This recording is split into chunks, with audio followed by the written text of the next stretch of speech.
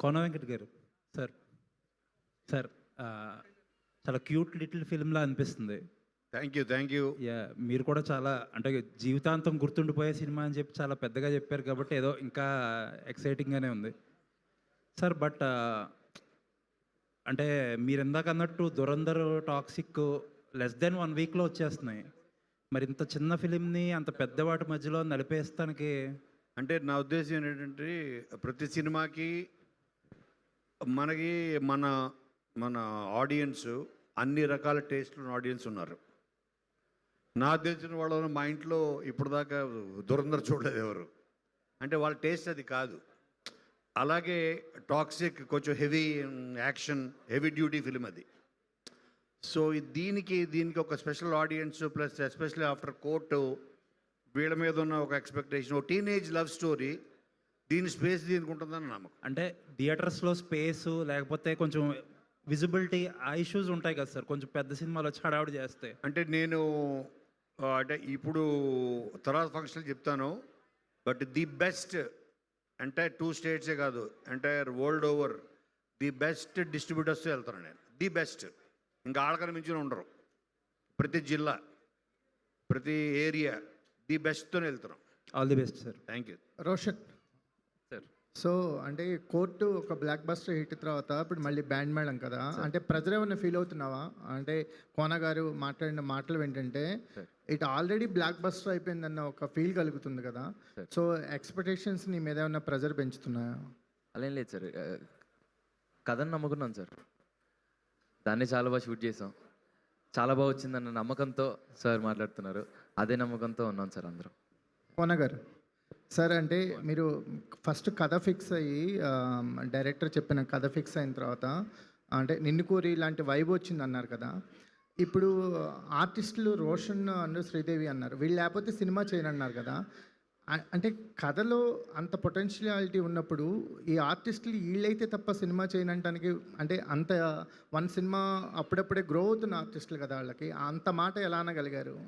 అంటే నాకు ఈ కోర్ట్ సినిమా చూసిన తర్వాత వీళ్ళ పొటెన్షియాలిటీ అర్థమైంది. ఒక సీన్ చాలు, మీ నమ్మరు. అందరికి సత్య సినిమా నా ఫస్ట్ మూవీ యాజ్ రైటర్. సత్యలో బీకు మాత్ర చేశాడు మనోజ్ వాజ్పేయి. అతను కళ్ళు మామ కాదు, బీకు మాత్ర చేసిన మనోజ్ వాజ్పేయి. అతను బ్యాండిట్ క్వీన్లో 100 మంది బ్యాండిట్లో ఒక బ్యాండిట్గా ఉంటాడు. ఒక సీన్ తోటి అతని పొటెన్షియాలిటీ అర్థమయ్యి తర్వాత అతను దౌడ్లో కూడా ఉంటాడు. చాలామంది తెలియదు, దౌడ్లో కూడా పరేష్ రావు వెనకాల గూన్స్లో ఉంటాడు, వన్ ఆఫ్ ద గూన్. అది చూసి ఇతని టాలెంట్ ఏదో బాగుందని రాము నాకు యావిడ్లో మరి చూపించాడు. నువ్వు ఇతను చూడు, అందరూ ఒకలా ఉంటారు పరేష్ రావు వెనకాల. ఇతను ఒక్కడే సిన్సియర్గా క్యారెక్టర్లో ఇన్వాల్వ్ అయ్యి అలాగా వీళ్ళ కోర్ట్ సినిమా చూసిన తర్వాత, ఎందుకంటే ఇది చాలా పెర్ఫార్మెన్స్ ఓరియంటెడ్ ఫిలిం, చాలా అంత డెప్త్. ఒక టీనేజర్స్ మీద ఇంత డెప్త్ ఉన్న స్టోరీ మన తను రాశాడు సతీష్. ఓహో, అంత పెర్ఫార్మెన్స్ ఇవ్వగలిగిన వాళ్ళు మనం వెతికి పట్టుకొని ఇంపాసిబుల్. మనం ఆల్రెడీ చూస్తున్నాం కాబట్టి కళ్ళ ముందు. వీళ్ళైతే ఈజీ అవుతుంది, తను అనుకున్న కథ నేను ఫీల్ అయిన ఎమోషన్ కన్వే అవుతుందని వీళ్ళు తీసుకోవడం జరిగింది. ఈ మధ్య అంటే మీరు కామెడీ టచ్ ఉన్న సినిమాలు అవి అంటే ఒక కెరియర్ పిక్స్లో ఉన్నప్పుడల్లా ఒక కామెడీ టింజ్ అనేది ఒక కొనసాగుతూ వచ్చింది. సో బ్యాండ్ మేళం అనేది చూస్తుంటే హార్ట్ హిట్టింగ్ అనిపిస్తుంది. మీరు చూపించిన గ్లిమ్స్లోనే అసలు ఆ ఫ్లేవర్ ఎక్కడ కనిపించలేదు. సో కారణం అంటే కంప్లీట్ ఈ టోన్లోనే ఉంటుందా? కాదు, ఈ సినిమా 80% ఫన్నే ఉంటుంది, 20-30% సోల్ ఉంటుంది. సో మీకు ఇది ఫస్ట్ ఇది చూపించడానికి కారణం ఏంటంటే ఫస్ట్ దీని తాలూకా సోల్ అర్థం అవ్వాలి ఫస్ట్ ఆడియన్కి. ఫస్ట్ సోల్ అర్థం అయితే ఫన్ అన్నది 70-80% ఫన్నే ఉంటుంది ఎక్కువ, మీరు అసలు ఫస్ట్ నుంచి ఎండ్ వరకు. But the main concept of the ఫిలింలో భయంకరమైన సోల్ ఉంది, హార్ట్ టచింగ్, హార్ట్ రెంచింగ్. అందుకోసం తీసుకోండి. చాలా ప్రామిసింగ్ ఉంది sir. Good luck. Thank you. Roshan గారు, హాయ్ రోషన్. హలో అండి. All the best first. అయితే ఒక అప్కమింగ్ యాక్టర్కి చాలా బిగ్గెస్ట్ కాంప్లిమెంట్స్ అని చెప్పాలి. త్రివిక్రమ్ గారి దగ్గర నుంచి, అలాగే కోనా వెంకట్ గారి దగ్గర నుంచి. అంటే నాని గారితో కంపేర్ చేస్తున్నారు. సో ఇది ఎంత ఛాలెంజింగ్గా తీసుకుంటారు. అండ్ మోర్ ఓవర్ తెలంగాణ లాంగ్వేజ్ని అంటే ఎంతో పట్టుంటే కానీ అది మాట్లాడలేరు, కొన్నిసార్లు ఫెయిల్ అవుతుంది. అంటే ఇద్దరికి ఈ క్వశ్చన్. సో ఎలా హ్యాండిల్ చేశారు ఇది? సో మీరు అడిగిన ఫస్ట్ క్వశ్చన్కి చాలా గ్రేట్ఫుల్ అండి. సినిమా మీద పిచ్చి, యాక్టింగ్ మీద పిచ్చి. సో అదే సిన్సియర్గా వర్క్ చేస్తూ ఉన్నాను. సో అది రావడం అనేది నేను చాలా గ్రేట్ఫుల్గా ఫీల్ అవుతున్నాను.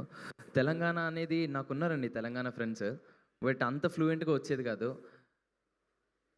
సతీష్ అన్న చాలా హెల్ప్ చేశాడు నాకు. సో ఆ తెలంగాణ స్లాంగ్ పట్టుకోవడానికి నాకే కాదు సిరికి కూడా నాకు కొంచెం ఈజీ అయిందేమో కదన్నా, అట్లనే అంటావా? సరేలే. సో ఫుల్ నేను కాకినాడ సైడ్ కాబట్టి ఫుల్ గోదావరి వస్తుంది నాకు. సో అసలు డబ్బింగ్లో తెలిసింది ఓకే, నేను కొంచెం అయినా చేశాను కదా ఓకే. కొంచెం చాలా కష్టమైంది తెలంగాణ, బట్ సతీష్ గారి వల్ల కొంచెం ఓకే.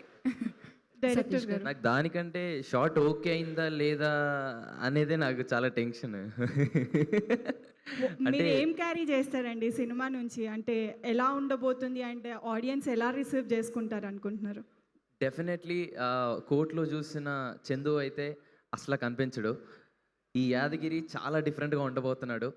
అది నేను చాలా స్ట్రాంగ్గా చెప్పాలనుకుంటున్నాను కూడా. Yeah, thank you so much. Roshan sir. ఇక్కడ సార్. కోర్టు సినిమా మీ ఇద్దరు కాంబినేషన్ ఒక పెద్ద బ్లాక్ బస్టర్ హిట్ కదా సార్. మళ్ళీ ఇద్దరు కాంబినేషన్ రిపీట్ అవుతుంది, ఎలా అనిపిస్తుంది? మీ పైన ఏమైనా ఒత్తిడి ఉందా? అంతకంటే పెద్ద బ్లాక్ బస్టర్ హిట్ కొట్టాలి కదా.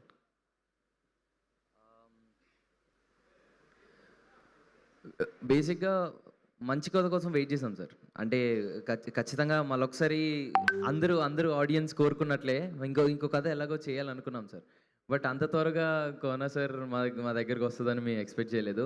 అండ్ మీ అంత ప్రేమించాం కాబట్టి ఆ కథని వి సైడ్ ఇమీడియట్లీ ఓకే. అలా అంటే మీ పైన ఒత్తిడి ఏమైనా ఉందా దానికంటే ఎక్కువ బ్లాక్ బస్టర్ హిట్ కొట్టాలని? అంటే సినిమాని చాలా ప్రేమించి నమ్మి చేస్తాను సార్. అది ఏ సక్సెస్ ఎంత ఇస్తుంది అనేది అయితే నేను ఎప్పుడు చూసుకోను sir. Yeah. Okay sir. Kona గారు, కోర్టు సినిమా 1 సెకండ్ అండి. సో పాపం రోషన్ షూట్ నుంచి వచ్చారు, వేరే సినిమా నుంచి. He's leaving. Thank you so much Roshan. We wishing all the very best. Yeah, Kona Venkat గారిని కంటిన్యూ చేయవలసిందిగా రిక్వెస్ట్ చేస్తున్నాం. సార్ చెప్పండి. కోర్టు సినిమా లాస్ట్ ఇయర్ ఇది మార్చి 13th రిలీజ్ అయింది. సేమ్ మళ్ళీ ఇది కూడా మార్చ్ 13th. అంటే ఈ బ్లాక్ బస్టర్ ఎక్స్పెక్ట్ చేయొచ్చా? దీని వెనకాల ఒక చాలా గొప్ప వ్యక్తి ప్లానింగ్ ఉంది సేమ్ డేట్ రావడానికి.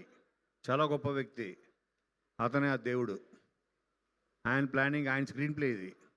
ఆయన స్క్రీన్ ప్లే రాశాడు, మేము రాసింది దానికన్నా అదే డేట్ వచ్చింది చూడండి. అసలు మేము అనుకోలేదు. 13th అన్నది లాస్ట్ వీక్ ఫైనలైజ్ అయింది. ఇన్ఫ్యాక్ట్ అంతే కదా, లాస్ట్ వీక్ అదే డేట్కి వచ్చింది మళ్ళీ. సార్ మీరు గతంలో అదర్స్ 2 చేస్తానని చెప్పారు కదా, అది ఎంతవరకు వచ్చింది? ఏంటి ఎన్టీఆర్తో అది?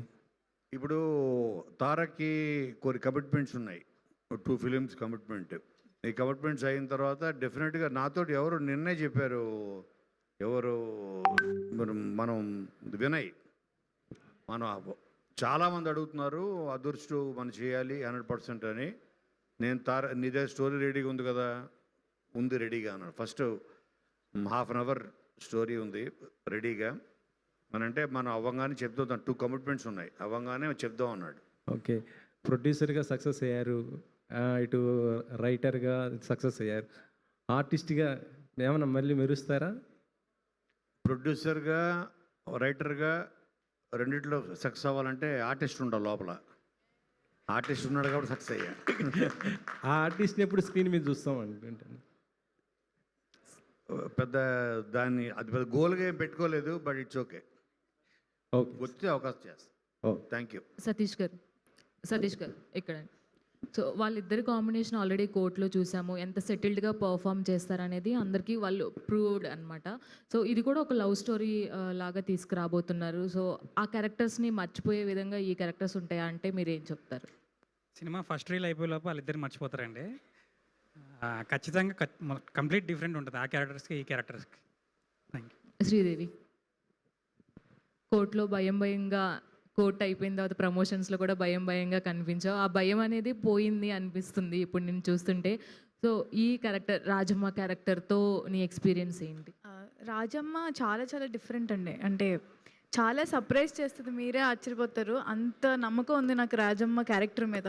సో ఫస్ట్ నేను ఎస్ చెప్పిందే రాజమ్మ క్యారెక్టర్ అంత ఇంపాక్ట్ ఉందని.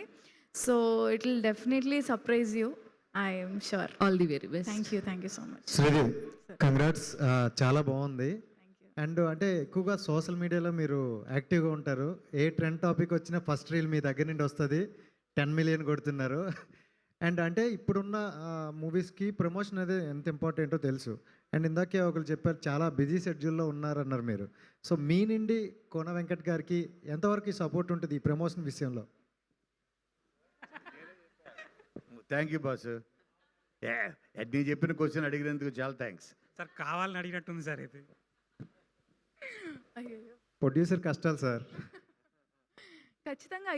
ఖచ్చితంగా ఫస్ట్ నేను సైన్ చేసింది బ్యాండ్ వెల్వే. సో దాని తర్వాత నేను హైకు అన్న సినిమా చేస్తున్నాను తమిళ్లో. సో అది షూటింగ్లో ఉంది. సో 1 డే కోసం ఇంకో సినిమా అది కేజీఆర్, అది ఒక 2 days ఉంది. ప్రమోషన్లో యాక్టివ్గా ఉంటారా ఉండరా? అఫ్ కోర్స్ అండి, నేను ప్రమోషన్స్లో ఖచ్చితంగా యాక్టివ్గా ఉంటాను. అంకుల్ కోసం, బ్యాండ్ మేళం కోసం, రాజమ్మ కోసం. Congrats. సతీష్ గారు ఇక్కడండి స్ట్రైట్. హాయ్ అండి. గ్లిమ్స్ చాలా బాగుంది అండ్ వీళ్ళిద్దరు ఎలాగో ట్రెండింగ్ పేర్ కాబట్టి ఆటోమేటిక్గా వెళ్ళిపోతుంది. కానీ ఇప్పుడు ఈ జెన్జీ కిడ్కి దీస్ కైండ్ ఆఫ్ స్టోరీస్ చూపించాలని అంటే వాళ్ళు